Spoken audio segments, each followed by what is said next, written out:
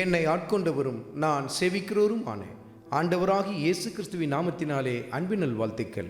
கிறிஸ்து இயேசுக்குள் மிகவும் பிரியமான அன்பு சகோதர சகோதரிகளே, தலைமைத்துவம் என்பது எவ்வளவு மேலான ஒரு காரியம் பாருங்கள். ஆனால் தலைமைத்துவத்தில் இருக்கிற அத்தனை பேரும் அந்த பண்புகளை பெற்றவர்களாக இருக்க முடியாது.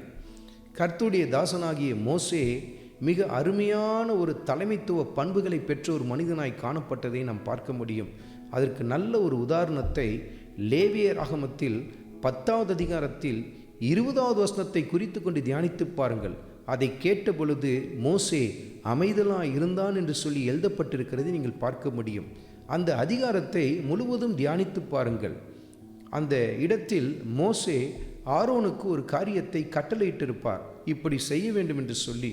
ஆனால் அந்த இடத்தில் ஏற்பட்ட அசாதாரணமான ஒரு சூழ்நிலை நிமித்தம் ஆரோன் அந்த காரியத்தை செய்யாமல் இருந்ததை நீங்கள் பார்க்க முடியும். உடன்தானே மோசே கோபப்பட்டு ஏன் இப்படி செய்யவில்லை என்று சொல்லி அவரிடத்தில் கேட்பார். உடனே ஆரோன் அந்த சூழ்நிலையையும் அதே சமயத்தில் அதிலிருந்த எல்லா காரியங்களையும் அந்த இடத்தில் மோசேக்கு சொல்லும் பொழுது மோசே அதை கேட்டு என்ன சொன்னார்? நான் சொன்னா நீ செஞ்சுதான் ஆகணும், நான் சொல்றதை நீ செய்யறதுக்கு தான் இருக்கிற என்று சொல்லி சொன்னாரா? இல்லை. ஆரோன் சொல்லுகிற காரியம் சரியானது என்பதை உடன்தானே உணர்ந்து கொண்டு அமைதலாக இருந்ததை நீங்கள் அந்த இடத்தில் பார்க்க முடியும். எவ்வளவு அருமையான ஒரு தலைமைத்துவ பண்பு பாருங்கள். சாதாரண ஒரு தலைவன் அல்ல, 6 லட்சம் குடும்பங்களை பெற்றிருக்கிற மிகப்பெரிய ஒரு பாளையத்திற்கு கர்த்தருடைய தாசனாய் தீர்க்கதரிசியாய் தலைமை தாங்கி மெய்ப்பனாய் நடத்தி கொண்டிருக்கிறார்.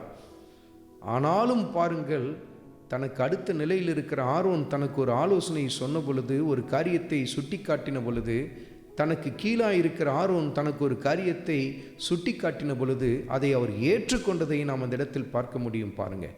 ஆனால் இன்றைக்கு பாருங்கள், சில பேர்லாம் ஒரு சில பதவியில் அப்படி வந்துட்டாங்கன்னா அவங்களுக்குள்ளே இருக்கிற அந்த அகந்த இருமாப்புலாம் பார்த்திங்கன்னா, நான் சொன்னால் நீ செஞ்சு தான் ஆகணும், நான் சொல்கிறத செய்கிறதுனா இங்கே இரு, இல்லாட்டி கிளம்பி போ அப்படின்னு சொல்லுவாங்க பாருங்கள். இதெல்லாம் என்ன காட்டுது தெரியுமா? நாங்கள் செய்கிறது தப்பாக இருந்தால் கூட பரவாயில்ல, நாங்கள் சொன்னால் நீ செஞ்சு தான் ஆகணும் அப்படின்னு சொல்கிற ஒரு இருமாப்பான பெருமை நிறைந்த ஒரு குணத்தை காட்டுகிறது. இப்படிப்பட்டவர்கள் தலைமைத்துவத்திற்கு எந்த சமயத்திலும் ஏற்புடையவர்களே அல்ல பாருங்கள்.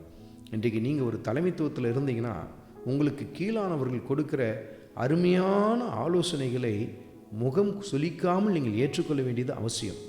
எனக்கு கீழே இருக்கிறவன் இவன் சொல்கிறத நான் கேட்குறதா? அப்படிப்பட்ட ஒரு மனப்பான்மை இருக்கவே கூடாது. ரொம்ப அருமையான ஒரு ஆலோசனை கொடுத்துருக்குறாங்களே, ஏன் இதை நம்ம செயல்படுத்தக்கூடாது? அதுதான் மிக அருமையான தலைமைத்துவமாய் காணப்படும் பாருங்கள்.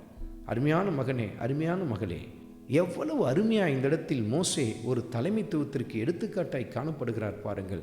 கர்த்தருடைய தாசர்கள் அத்தனை பேருமே தலைமைத்துவத்தில் தேறினவர்களாய் இருந்ததை நாம் பார்க்க முடியும்.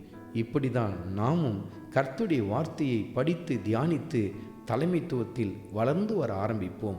ஆண்டவராகிய இயேசு கிறிஸ்துவின் கிருபை உங்கள் அனைவரோடும் கூட இருப்பதாக. ஆமென்.